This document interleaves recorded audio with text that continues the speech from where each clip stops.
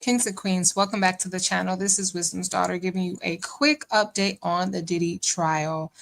So officially, all of the jurors have been selected. Opening statements have come forward, and we're going to get into all of that and more. Make sure you hit the like button for your girl. Subscribe to the channel if you haven't already done so, and let's get into this tea.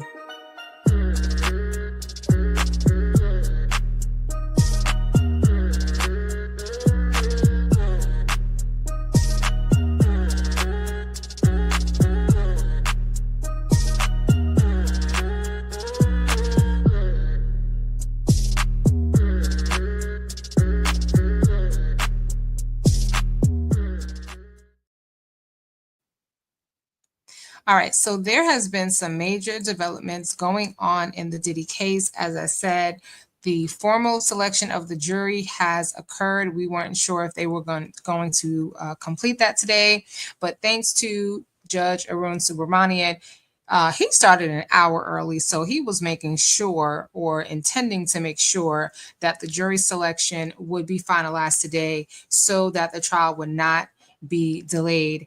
Diddy has been pulling out all the stops. First, he tried to get evidence suppressed, and all evidence is being allowed, so his request was denied.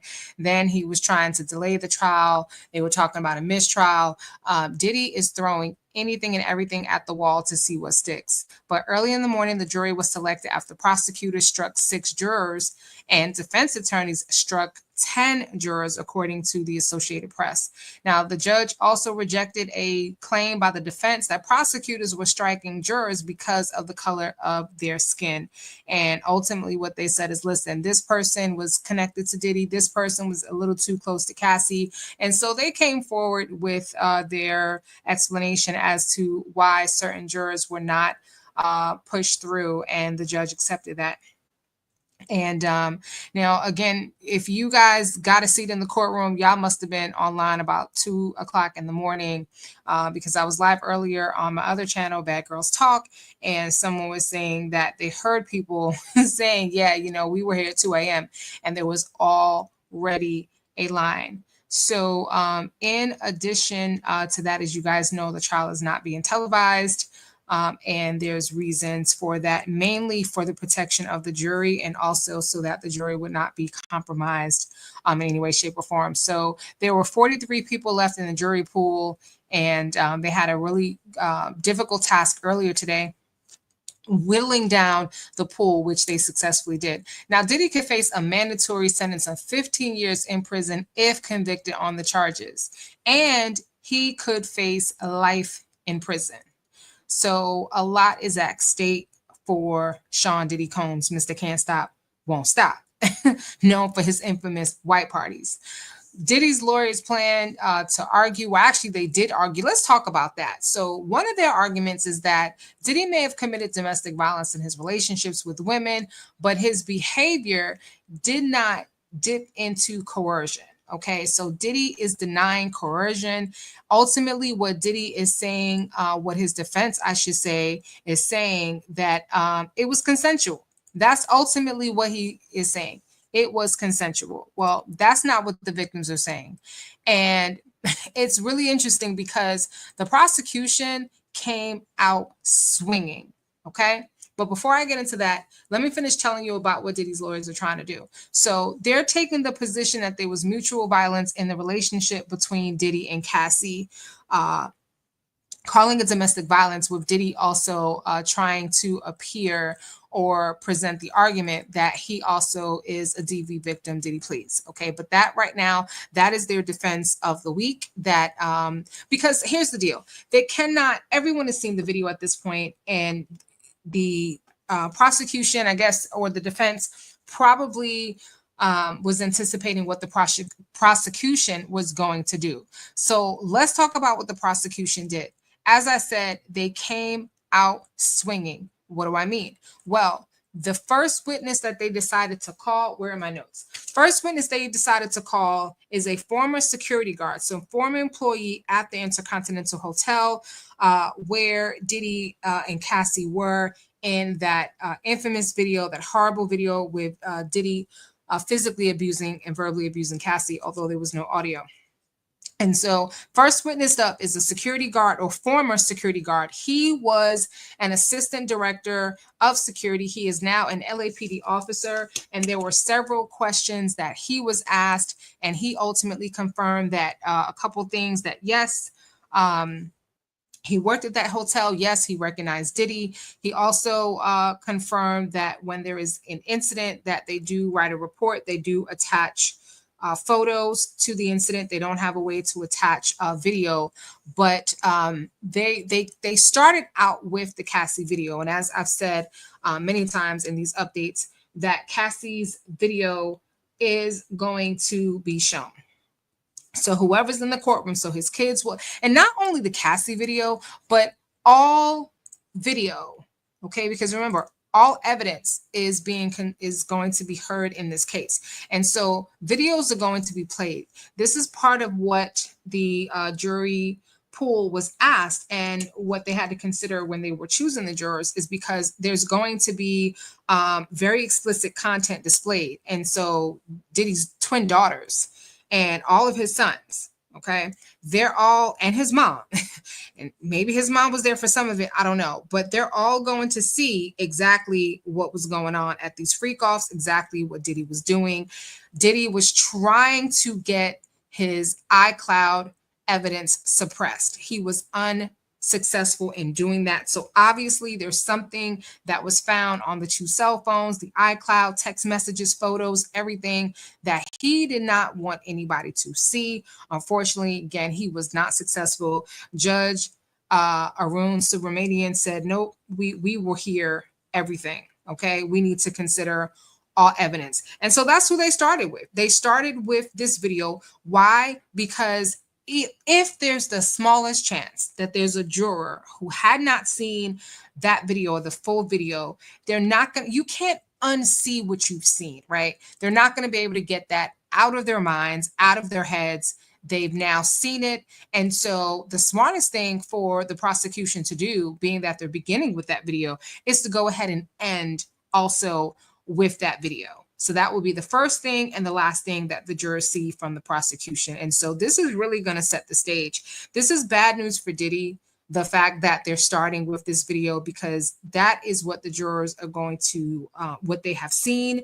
They won't be able to unsee it. They're going to remember that. It kind of sets a baseline for the trial. And the other thing is, and it was damning, is the apology.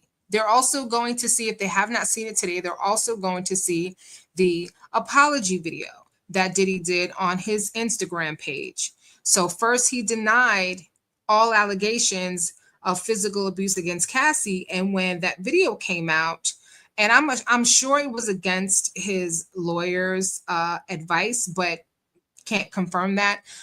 But if they did advise him or were okay with him doing that apology, which I can't imagine they would have been at that point, that is going to come back and bite Diddy in the backside, because he apologized for something that he initially lied about. So that apology is admittance to it. And that is why they can no longer deny. They have to now say that, yes, Diddy did this, but it was on both sides. So that is what their argument is going to be. Now, there are numerous newspaper articles where Diddy vehemently denied, all over social media, in terms of different online magazines, vehemently denied any violence and any wrongdoing against Cassie Ventura and any of the victims.